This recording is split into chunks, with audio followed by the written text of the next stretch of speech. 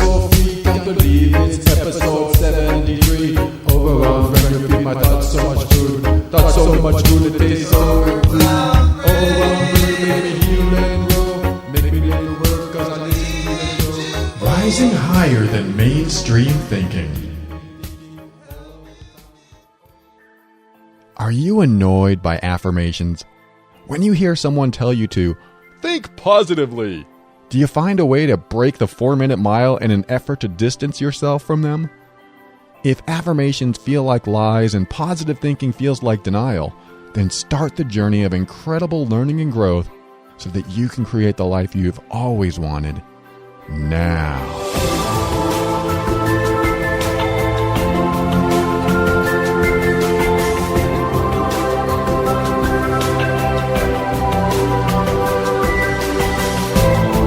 Hello, this is Paul Coliani, host of The Overwhelmed Brain, the personal growth show for the critical thinker. On this show, I discuss practical, down-to-earth steps to help you improve your mood, your sanity, and your life. We'll talk about why we do the things we do and what we can do to reach higher levels of happiness and lower levels of stress and overwhelm.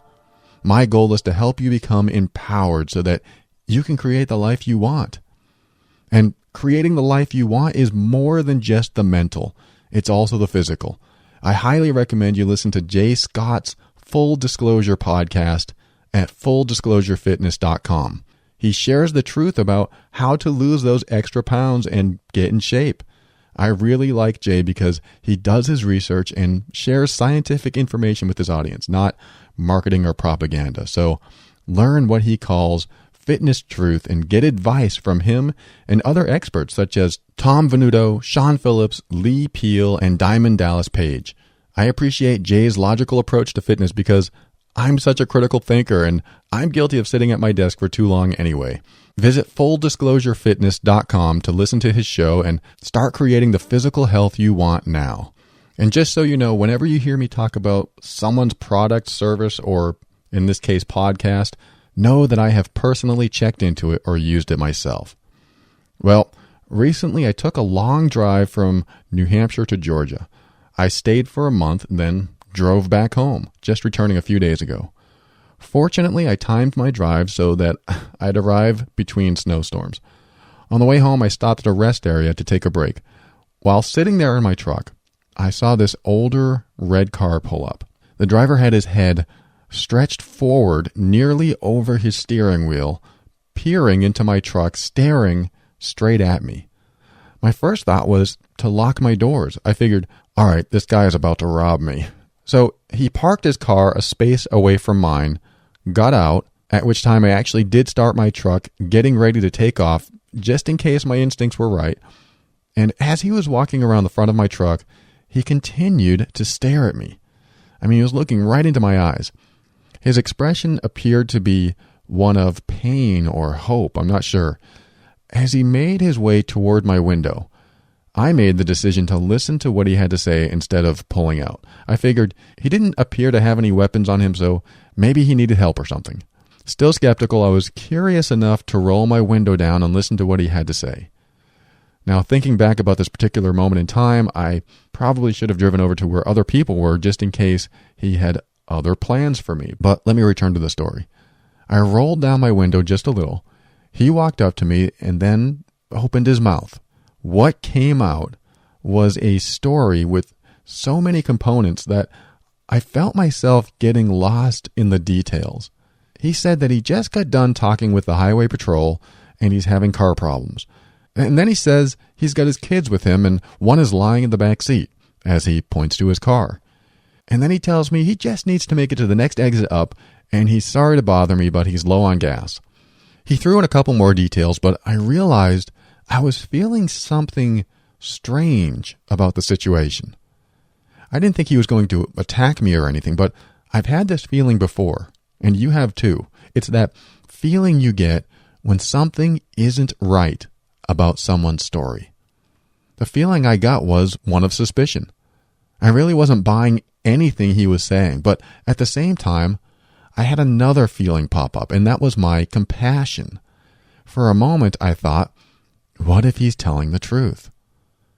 These two opposing feelings created a weird sensation inside me where I didn't know what to do. It was at this moment I figured out what was happening. I was looking for an escape route. I wanted to escape this uncomfortable feeling and get away from this situation. This guy was standing there telling me a long-winded, multifaceted sob story without stopping, hoping to not only tug at my heartstrings, but also to put me into overload. You see, there's a technique you learn in hypnosis called the confusion technique. It's when you actually confuse someone purposefully so that they cannot possibly or consciously understand what you're saying. Here's an example of a confusion technique. I want you to think of your right hand. As you sit right there, left thinking about your right hand is moving towards your face. The right thoughts you have leaving your hand left on your lap, moving towards your facing ahead while your left hand sits atop your leg and you're right. You realize this whole time you're right about what your left hand is doing. Okay, come back out of that confusion and into this space. That was fun, wasn't it?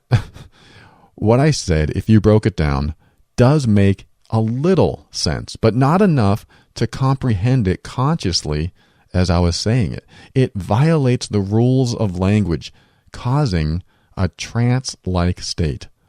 That's what confusion is. It's a trance state. And almost no one enjoys being confused because it doesn't feel safe. Confusion typically triggers a mild or sometimes potent fight or flight response. And when you are in fight or flight, you are either ready to attack, retreat, or simply freeze. That last part, freeze, is that trance state. You can get into that trance state if you don't listen to your inner guidance. That inner guidance is your instinct telling you something is off. That's how I felt that night at the rest stop. Something was off when that guy kept talking and talking. My inner guidance was telling me his story was all BS and I should just drive away. At the same time, my compassion was telling me, you can't abandon this person here. His story could be 100% legitimate, and here you are ready to drive away while him and his children need help.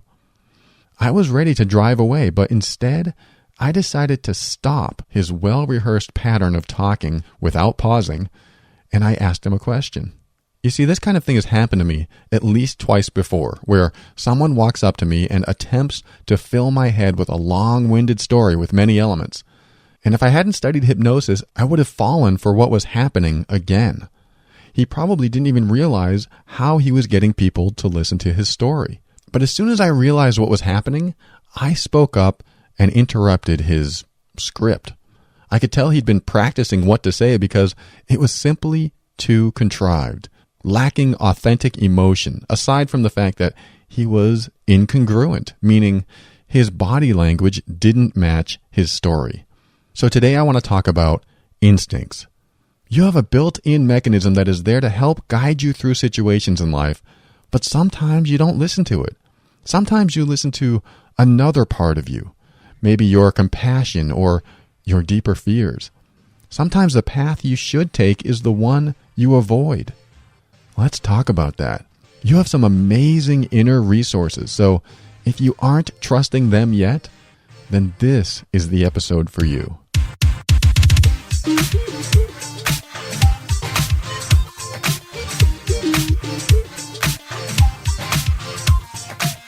I have my own definition of instinct, and it is this: your subconscious mind's way of telling you what to do.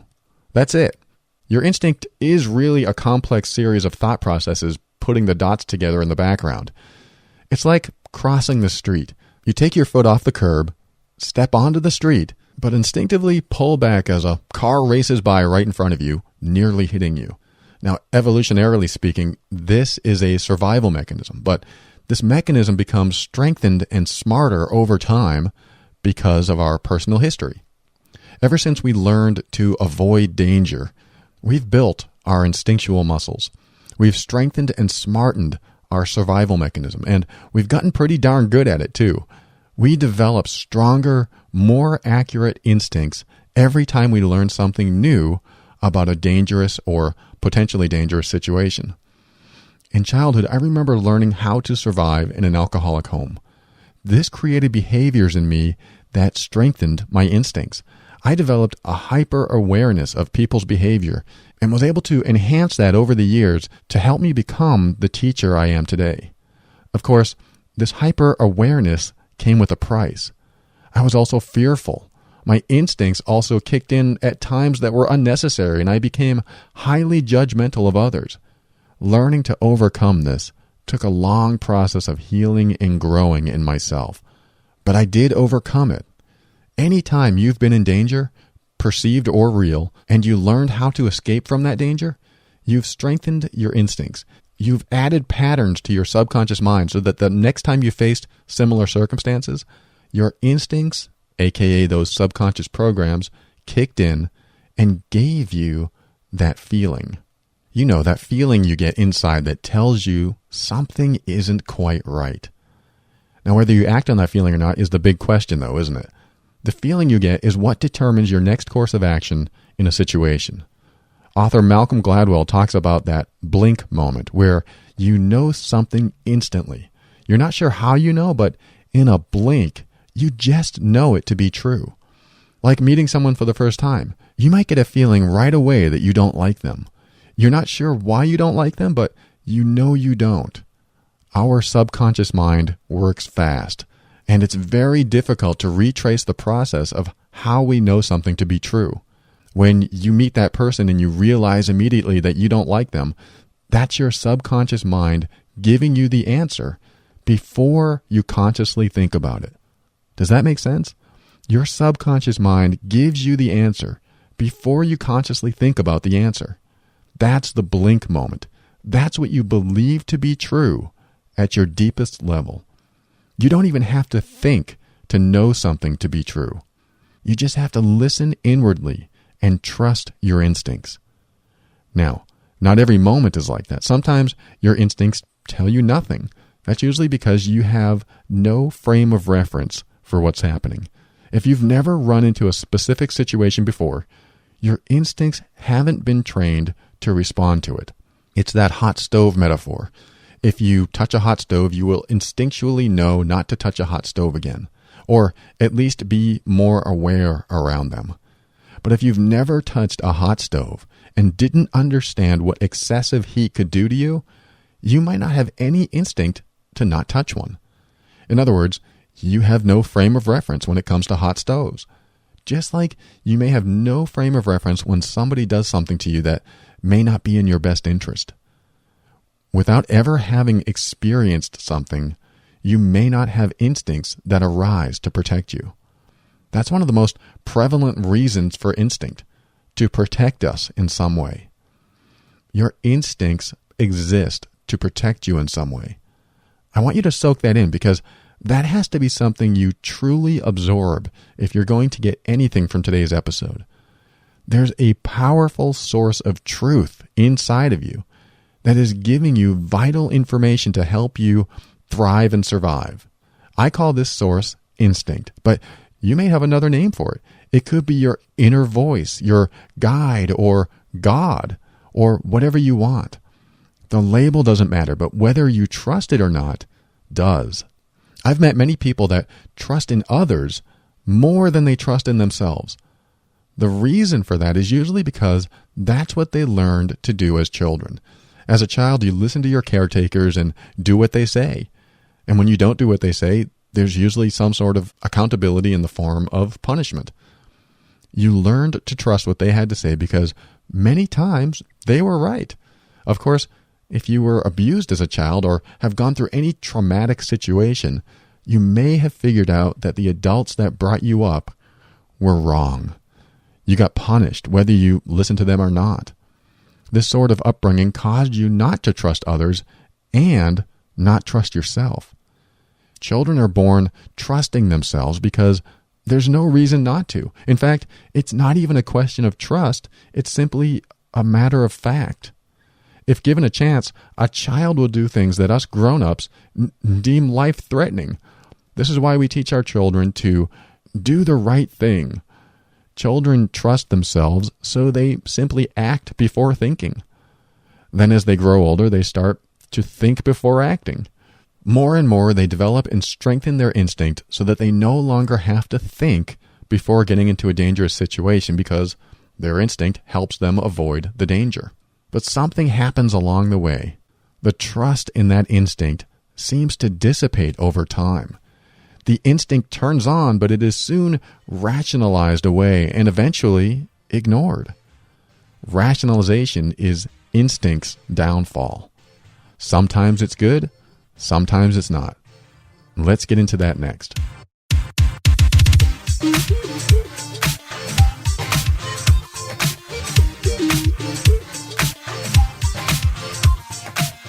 If instinct is your subconscious mind telling you what to do, and it learned what to do because of the results you got every time you faced a similar situation in the past, then it only makes sense that your instinct is only as reliable as your past results, right? Well, I know two people, both women, whose instincts about other people are almost, if not always, right. For some reason, women have more heightened instincts than men. I believe it's because they have to be more aware of danger than men do. Many men don't have to think about danger because they can get out of it if it happens. At least that's my theory. Women, however, typically feel a tad more vulnerable. If danger comes their way, there's less of a chance that they can easily get out of it. So they develop instincts early on, learning to be more aware of people and situations. However, I found that women also tend to ignore their instincts more than men. Though not trusting your instincts isn't particularly gender specific. It's more a matter of what rationalizations one can come up with. I know someone who went to a job interview, and during the interview, her instincts told her not to trust the person who was giving the interview. However, what came out of his mouth was positive. The job sounded great, and everything he said was good. But her instincts told her otherwise. She decided to ignore her instincts and rationalize away what she felt. In other words, she ignored the years of trust that she put into her instinct and instead created a new belief that would support her getting along with this person and landing a decent job. Her instinct, which when followed, served her well every time. But this time, she ignored it. She ignored it because she wanted the job so bad. Well, after several phone calls, her future employer was getting stranger and stranger. He kept delaying appointments and would promise to call her back, but never did. And the more she talked with him, the more she started to realize that her instincts were right all along. Eventually, his calls got stranger, and he just seemed to only know how to make excuses. She cut him loose, and he never called back. I asked her, "How often are your instincts right?" She said, "Almost always." I then asked, "Why didn't you trust in them now?" She said, "Because I wanted this job." The answer really didn't make sense. I mean, if the person she was going to work for was going to be her immediate supervisor, but she got a bad feeling about him, why would she want to work for him? This is an important point that I want to make in this episode because it is what many of us, including myself, can fall victim to. And it's this. Just because you hope something is good doesn't mean your instinct is wrong. In other words, don't let hope override that inner voice. Hope is one of those words that can lift us up and out of our sadness or cause us to ignore our senses and move forward into something that isn't good for us. This is what happens in relationships that start falling apart. There's hope that things will change, yet day after day there's no change in sight. Your instincts kick in and you know that things aren't good, but you come up with rationalizations and turn despair into hope. She said she would change, or he promised me he would never hit me again. Or any of the thoughts that you've had when you sense a relationship is starting to disintegrate. Your instincts tell you one thing, but your desire for things to be better cause you to wait it out. I did an episode on infidelity a while back. One of the things I emphasized most was using your instinct. What does that inner voice say? Your subconscious mind picks up all the clues it needs to assess a situation. It works faster and smarter than you could ever imagine, and it will present you with the answer. What usually happens when you have one person in a couple that's cheating is that signals will start to appear. One thing is a little different, but you can't quite put your finger on it. That one thing isn't enough to suspect anything, perhaps, but something else is a little different too. But you still might not want to visit the idea that they're cheating or doing something without your knowledge or consent. It's these little signals that your instinct is presenting to you, and you can either face them or deny them. My thought is to address them specifically and work it out. After all, if you're in a healthy relationship, you'll be able to communicate openly and freely without a fear of backlash anyway. Instincts tell a story, and it's very helpful to listen to that story. It doesn't mean you automatically believe everything you feel, but the message you are getting from within is prompting you to learn more about the situation. If you choose to learn more, you're following your instinct. If you choose to deny, you're relying on hope. My point is, when the instinct kicks in, there's a reason it's happening. Rationalizing it away will only delay the inevitable, which is the fact that you will have to address it eventually. Don't rationalize, because sometimes your rationalizations really are a way to rationally lie to yourself. You do want to address what your instincts are telling you. Go inward and ask yourself, why am I getting this feeling? And listen to the very first answer that comes up. That's the answer that comes before you can consciously think about a different answer. Does that make sense?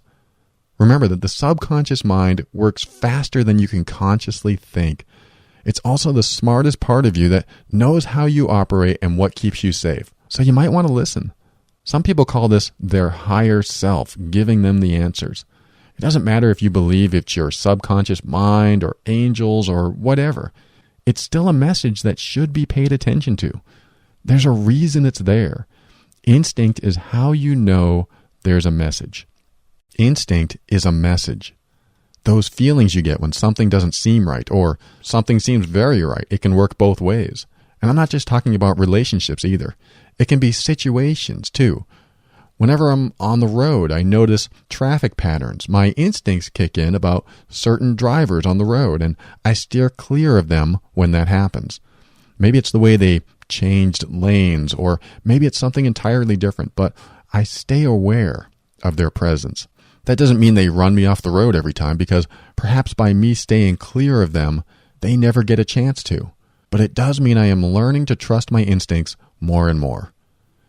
Instincts, that inner voice, those feelings, all have a purpose. And always, that purpose benefits you. Always. So let's finish this segment by talking about how you can start to listen to that inner voice and know which direction to take when faced with a decision. Let's learn which voice is instinct and which is so-called reason.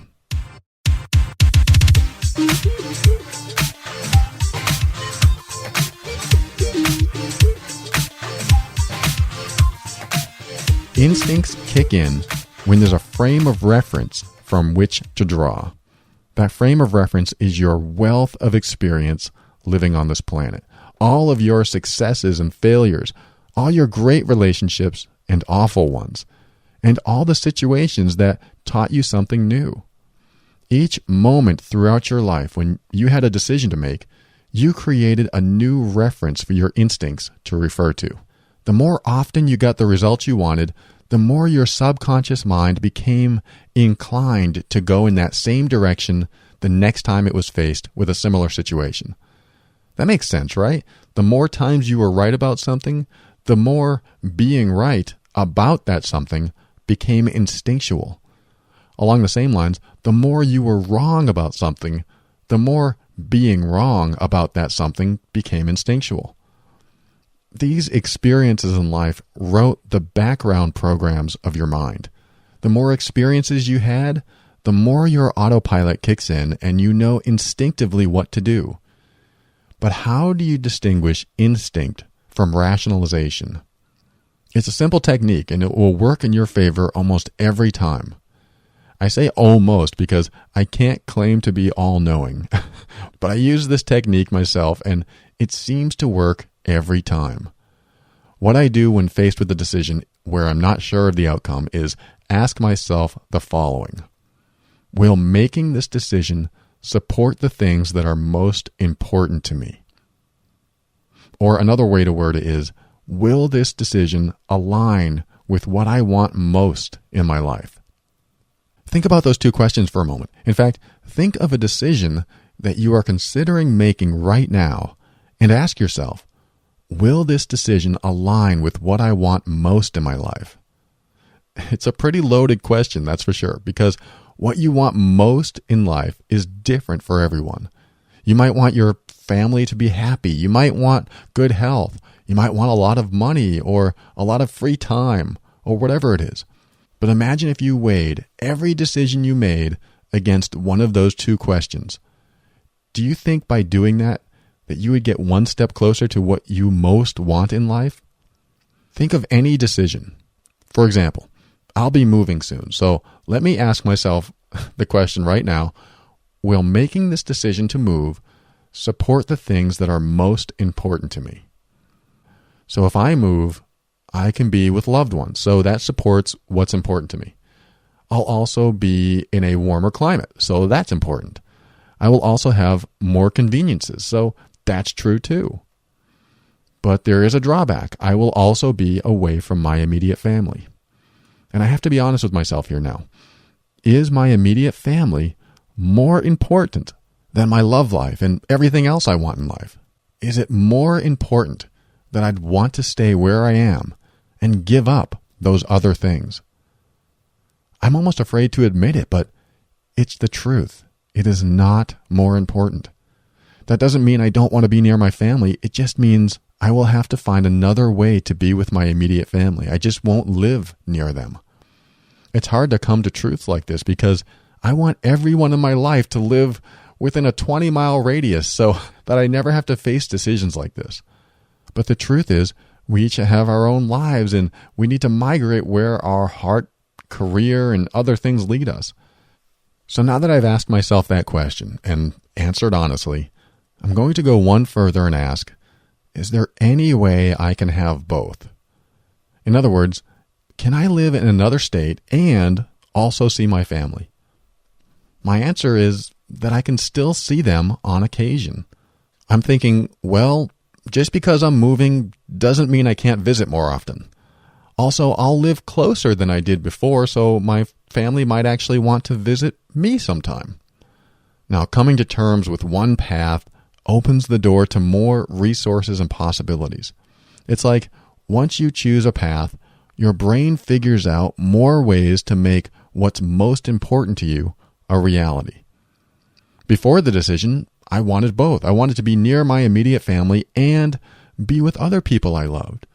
But when I chose the path and stuck with it, new ideas that weren't there before came to fruition. And soon I realized I could simply visit my family more often. Now, what does this have to do with instinct? It's all about the feeling you get from answering the question. So have you thought of a decision that you need to make where it would be great if you could fully trust your instinct? If not, think of one now. Pause the recording if you have to. I want you to play this game to see how it alters or further supports the decision you are going to make. Even if you've already made a decision, play for a sec. Are you ready? All right.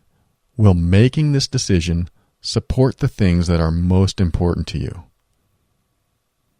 If you have a decision that involves going in one direction or another, just pick one and ask yourself that question.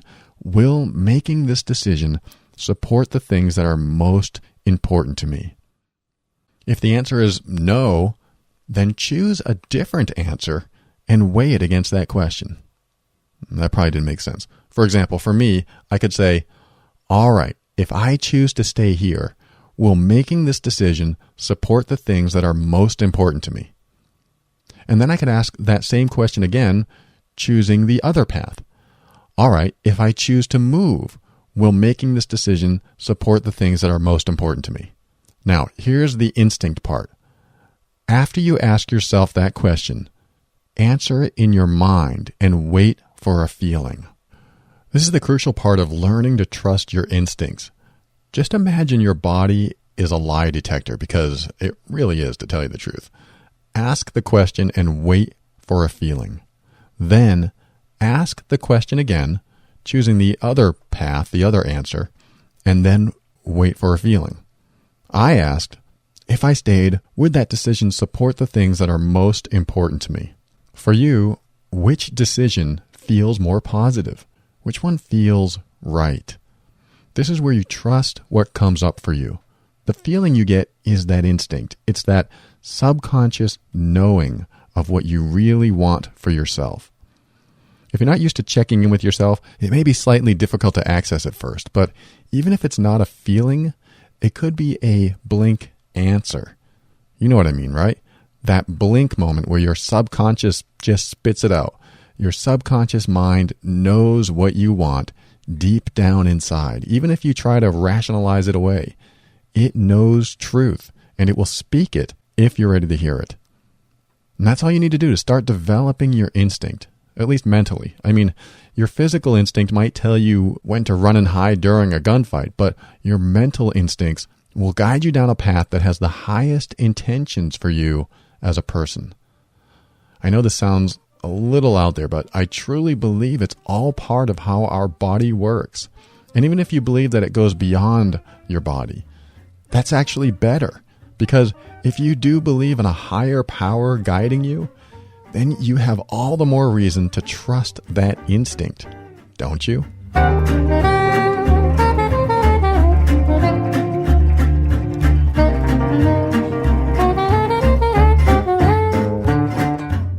Instinct is your subconscious mind's way of telling you what to do. Believe it or not, you can think and access thoughts faster than you can, think. Your conscious thought process is slow and methodical. When you have to consciously think about doing something, you have to focus and systematically perform each step, one after the other. When you drive a car or ride a bike, your subconscious mind knows what to do, so it takes over. You don't really have to focus too much. You just know what to do. Most musicians would never be able to play consciously some very difficult pieces, but once they've memorized it, their subconscious mind jumps into action. That's why it's important to remember that your subconscious mind will work very fast and produce an answer before you even think about it. It's that blink moment when your subconscious mind tells you the answer before you get a chance to consciously rationalize it. Remember that your subconscious mind works so fast that it's very difficult to retrace the process of how you know something to be true. You don't even have to think to know something to be true. You just have to listen inwardly and trust your instincts. But even the conscious act of listening is already after you get the answer instinctively. It doesn't mean you'll always know the answer. It just means that when you feel it, when your instinct is telling you something, it's a good idea to stay open to what it's telling you. Your instincts exist to protect you in some way. It's important to remember that because sometimes you'll get that feeling and rationalize it away, thinking it couldn't be true just because you got bad vibes or something. When your instincts turn on, just be open that they are probably warning you about something. I didn't mention this before, but you can ask yourself, what are you trying to warn me about? When you get a feeling about something or someone, just ask that part of you, what are you warning me about? What do you want me to see here? And don't be surprised if you get an answer, or if you don't, stay aware and open to what you might not consciously detect. Remember, the truth is within you because you've had years to understand what's true for you. Just like you've had years to master walking, your subconscious mind has had years to learn what the truth is. Unless you've been severely abused, this instinct is a beacon for you. Now, it's possible due to severe trauma or abuse that your instinct is overprotecting you, causing you to be continuously hyper-aware in your environment, which is not uncommon for abuse survivors. But if this is you, continue to grow and heal within by strengthening your personal boundaries and honoring your values. As you grow and heal within, you strengthen that instinct muscle and become more trusting of yourself. Trusting yourself is really what it comes down to, because the truth is inside you. But even if you've had no serious abuse or trauma in your life, it's still the same. Continue building your inner emotional core. Stand up for what you believe to be your truth and honor yourself whenever possible. Remember the questions. Will making this decision support the things that are most important to me? And will this decision align with what I want most in my life? When you ask these of yourself, you begin to connect to that deeper part of you, whatever you want to call that. That part of you that just seems to know what's best for you. Connecting with that part of you brings you closer to what's in your highest interest as a human being. I mean, something is running the body while you're here listening to this show. I mean, something is, right? All of those processes going on in the background that you don't even have to think about. You just assume they're all working fine all the time. Well, that's the part of you that knows what's best for you. And when you ask yourself, will this decision align with what I want most in my life? You are directing that question to the part of you that knows truth. Again, sorry if that's a little too out there for some of you, but I see it as a very practical process that's accessing a very normal yet very powerful part of ourselves. I'm learning to trust mine more and more, and so far, it seems to be guiding me in the right direction. The hardest part about trusting your instincts is believing that they are in your best interest. The logical, rational mind kicks in and starts picking apart what the subconscious mind already knows as truth, even when that truth is just a feeling. Stay open to going with your instincts. Start off small and just see what happens. Remember, instinct activates before conscious thought does. So if you find yourself thinking about a decision instead of feeling it, you might have missed that blink moment. It just takes some practice. I call it gaining rapport with your unconscious mind. Imagine that. You open the path of communication between conscious and unconscious thought, giving you all the answers or feelings you ever need. Well, maybe not all the answers, but at least some guidance on your decisions.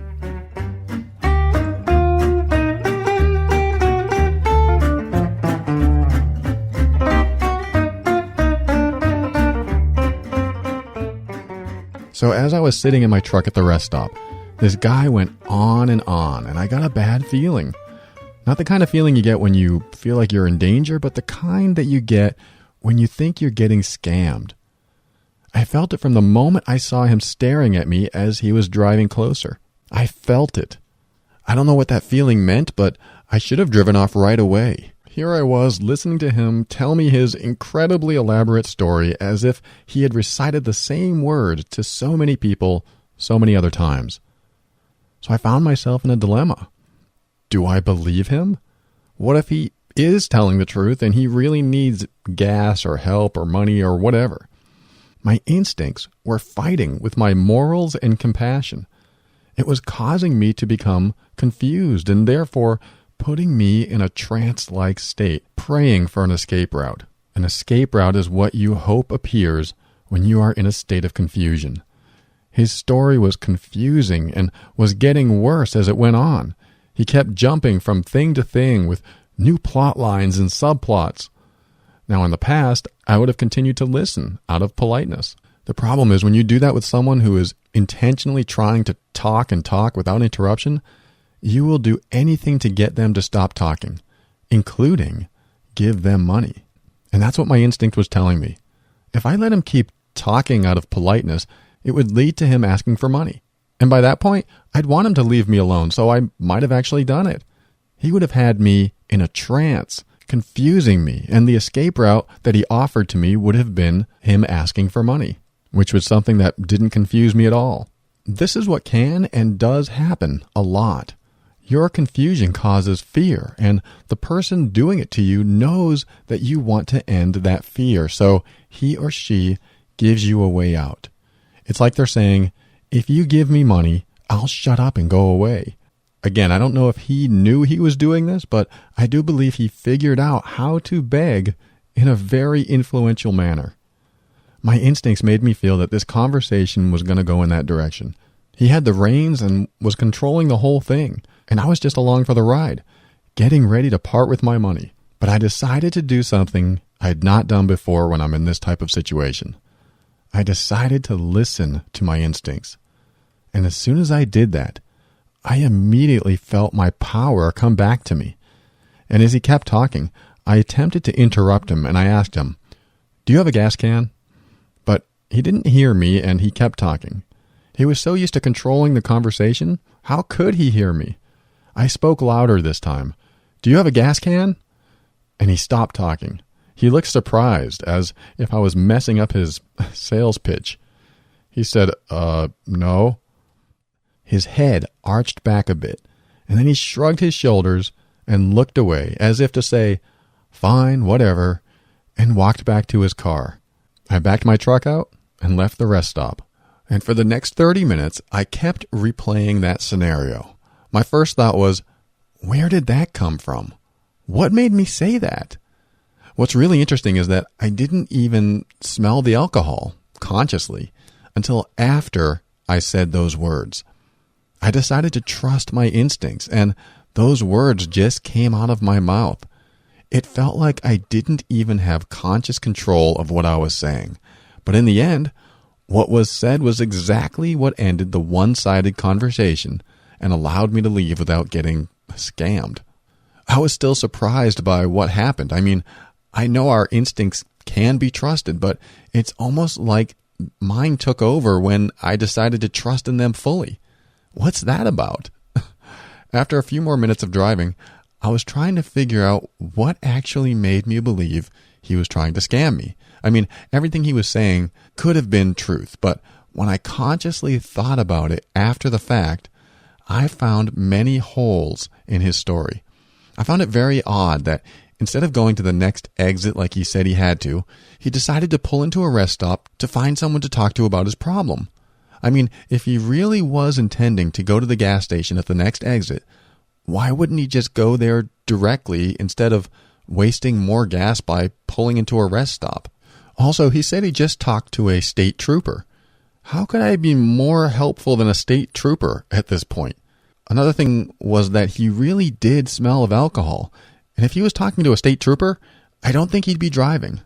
There were more things that didn't add up that helped me confirm that my instincts were correct. There was still a battle inside of me, however. My compassion still played a part in that battle because I truly would help someone in need. When I was listening to him, I was starting to sink into his story with my compassion. That was until I decided instead to go with my instincts. The fact that I was able to come up with what I said without even thinking showed me that I intuitively knew all along exactly what was going on. It wasn't easy because how can we ever really know who needs help and who doesn't? But when I picked it apart later, I realized that maybe my instinct wasn't just guessing. Maybe our instincts know exactly what they're doing.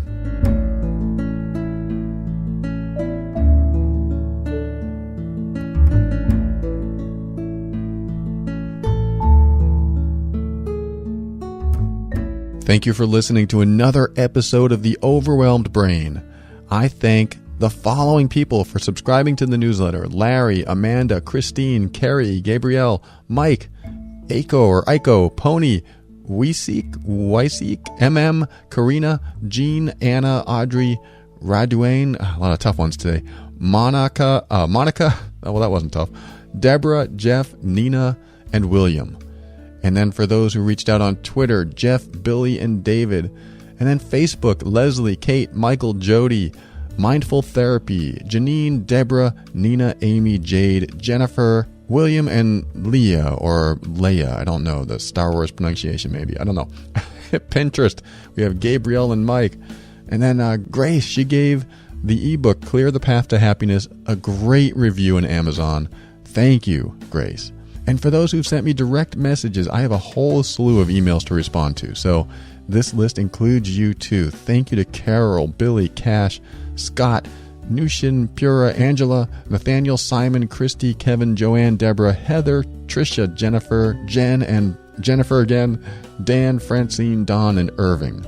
Please know that I will be responding to you very soon, and thank you for reaching out. I want to thank Jay with FullDisclosureFitness.com. Be sure to check him out. And a special thanks to Mike from Wisconsin. I got your voicemail, Mike. I'm doing my best to respond back to you in some way. Thank you so much. Keep up with the show by heading over to theoverwhelmedbrain.com and sign up for your weekly personal growth message. You can also write to me anytime by clicking on the contact button at the website. I want to thank the listeners who are using the Amazon link to support the show. You have no idea how much this helps. It's a big help. Thank you. So be sure to shop at Amazon using the link theoverwhelmedbrain.com/Amazon. If you find this show valuable to you, just say thank you by using the Amazon link before you make your next purchase from them. And while you're there, look for my book, Clear the Path to Happiness. You are all making a difference, and it's going towards a good cause. You. If I didn't call your name in this episode, just know that I appreciate you and thank you for being there for me, listening, learning, and growing. There's so much more to talk about when it comes to trusting your instinct. I know what some of you are thinking. Every time I trust my instinct, I'm wrong. Well, if that's you, remember that it might not be your instinct that's wrong, but your conscious thought process that hides the message your subconscious mind is trying to send to you. And if you still believe your instinct is wrong, then here's what I want you to do. Honor yourself. Honor the core of who you are.